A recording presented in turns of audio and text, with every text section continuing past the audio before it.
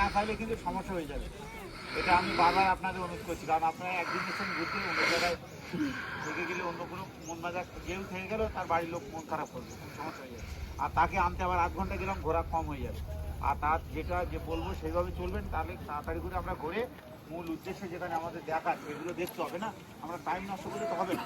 একটু বলি এখানে যে ডেডিকেট করা আছে, এটা হলো কচ্ছপের ডিম থেকে বাচ্চা ফোটানো একটা রেয়ার স্পিসিস কচ্ছপ আছে, ওয়ার্ল্ডের মধ্যে 25টা লুপ্ত হয়ে যাচ্ছে। সেটা ডিম থেকে বাচ্চা ফোটানো হয় বলে ঘিরে দেওয়া হয়েছে। ওই যে ডিমটা মনিটর লিজার্ডে খেয়ে নেয়, গোসাপ আছে এখানে প্রচুর দেখা যায়। তো ওই গোসাপের ডিমগুলো খেয়ে নেয় বলে এটাকে ঘিরে দেওয়া হয়েছে। এবার এখান থেকে বাচ্চা হওয়ার পরে দেখুন এটা পুকুরের মধ্যে আছে, আপনারা দেখেছেন মাথা তুলছে, দেখেছেন তো?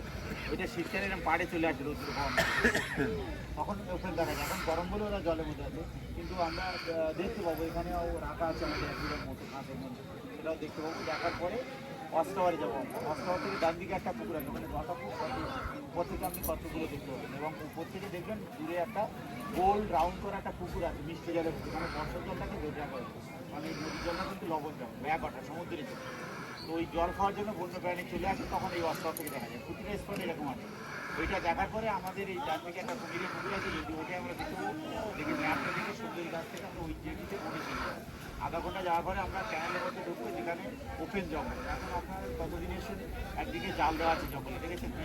গ্রামে বাঘ চলে যায়, গ্রামের অপোজিটে জালটা দেওয়া, কারণ এই নদীর সাইড থেকে বন্য প্রাণী চলে যায় গ্রামে, তার জন্য গ্রামের অপোজিটে জালটা দেওয়া। কিন্তু আধা ঘন্টা পরে আর জাল থাকবে না, দুই দিকে যাবো, ওদের যে একটা অবাধ জলবায়ু করছে, সেই জায়গায় আমরা ঢুকবো। ওই জন্য সবাই একই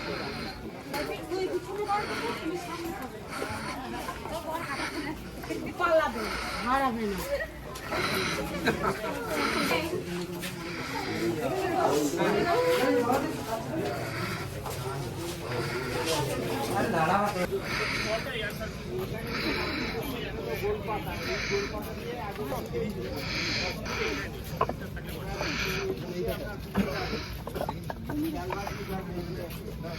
দেখি না আওয়াজ দেখা যায়।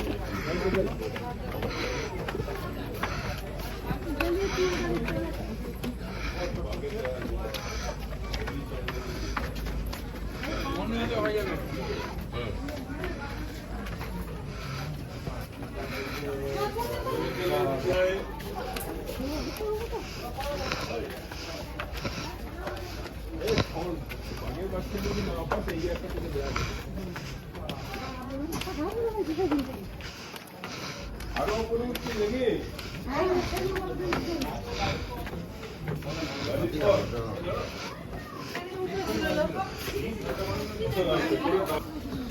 আমাদের একটা দায়িত্ব আছে।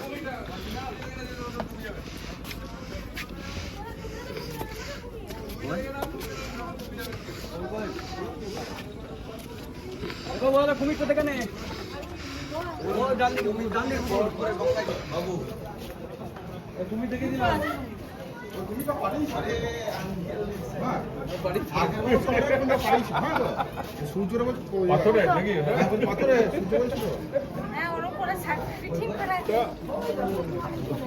প্রাণীরা খাওয়ার জন্য আসে। ওই যে যেটা মাটি কাটা হচ্ছে ওটা শুধুমাত্র বৃষ্টির জল থাকবে। দেখি না আবার কবে একবার ঠিক নাই, ভালো করে দেখি না। ছবি তুলে নিয়ে কি বলবো? আমাদের তো দায়িত্ব আছে এই যে সব জঙ্গল। আর বাকি সবই নোনা জল, এগুলো সব নোনা।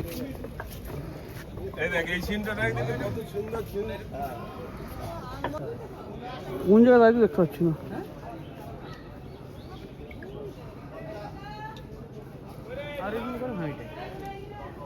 এটা চলো গো, ওইটাই আরেকটু বাস ভুলে যাচ্ছে না, বুঝতে পারছো? আসবে না, ছেড়ে দাও চলো চলো। ব্রিজ ক্রস করেছিলেন, এটা হোগলডুবরি নদী, এখান থেকে এসে এখানে হলো গোসাবা আইজিএম, এখান থেকে ছোট নদী দুর্গাদুয়ানি দিয়ে এসছেন, এসে এখান থেকে এসে এই পাখিরালাতে আসেন। এখন সজনাখালি আছি, এরপরে এখান থেকে যাবো সুধানগালি, এখানে ম্যানগ্রোভ পার্ক আছে, যেটা বলছিলাম প্রতিটা গাছে গায়ে নাম লেখা আছে, লোকাল নেম সায়েন্টিফিক নেম লেখা আছে এখানটাতে। এখানটায় দেখার পর আমরা ভিতর দিয়ে ছোটো ছোটো খাঁড়ি হয়ে আমরা এখানে যাব। এটা হলো দোবাকি, 500 মিটার ক্যানোপি ওয়াক আছে, হেঁটে যেতে হবে জঙ্গলের মধ্যে, দুই দিকে লট জাল দিয়ে ঘেরা আছে, মাটি থেকে 10-12 ফুট উপরে, এবং এটা পঞ্চমুখানি বলছে। এবারে দেখুন, এটা হলো largest mangrove forest in the world, 26,000 square kilometre, 60% Bangladesh. এই যে বাংলাদেশ, এটা হলো বর্ডার, এটা হলো সুন্দরবন টাইগার রিজার্ভ। এর আয়তন হলো 2585 বর্গ কিলোমিটার। এটাকে 3টে পার্টে ভাগ করা হয়েছে। একটা হলো সজনাখালি ওয়াইল্ড লাইফ সেঞ্চুয়ারি। আমরা এই জায়গাটায় ঘুরবো। এই সজনাখালি আছি, এরপর সুধান্যখালি যাবো, দোবাকি যাবো। এটা হলো বসিয়ার রেঞ্জ, এটা হলো বাফার এরিয়া। এটা মাছ কাঁকড়া ধরার অ্যালাউ করা হয় এবং মধু সংগ্রহ করার জন্য, এবং ট্যুরিস্টদের অ্যালাউ করা হয়। দুটো স্পট আছে, ঝিঙাখালি, বুড়ির ডাবরি। আর নিচের পোর্শন যেটা দেখছেন এটা হলো কোর এরিয়া। এখানে কাউকে অ্যালাউ করা হয় না। না মাছ ধরা, কাঁকড়া ধরা, মধু সংগ্রহ করা কাউকে অ্যালাউ নেই। অনলি একটা স্পট নাম শুনেছে মেথিদোপানি, এখানটাতে অ্যালাউ করা হয়। এটা 400 বছর পুরানো মনসা দেবীর মন্দির আছে ধ্বংসাবাদে, এখানটাতে অ্যালাউ করা হয় এই যে টুরিস্টকে। এটা হলো সুন্দরবন টাইগার রিজার্ভ। হ্যাঁ, এটা এই সাইডে দেখছেন এটা মাতালা নদী, এর পশ্চিম সাইডে এগুলো biosphere reserve, divisional forest. Last tiger সেন্সার্সে 101টা বাঘ আছে ইন্ডিয়া পার সুন্দরবন। 102 ডেল্টা, 102খানা আইল্যান্ড আছে। তার মধ্যে 54খানা হলো জনবট, যেই হোয়াইট কালার, যেই সাদা কালার, আর 48 হলো ফরেস্ট। এটা 24 ঘন্টায় জোয়ারের জল উঠছে নামছে, উঠছে নামছে। হাইট একটু লোটা হচ্ছে 5 মিটার, এখন জুলজলে আছে 6 মিটার জলের ডিফারেন্স হয়। বুঝতে পেরেছেন তো? এটাতে আমরা এখন ঢুকবো এই খানিটার মধ্যে। আমরা লাস্ট এই পয়েন্ট অব্দি যাবো। এখানে 5টার মধ্যে এক জায়গায় আমরা দেখতে পাবো। ঝড়খালি না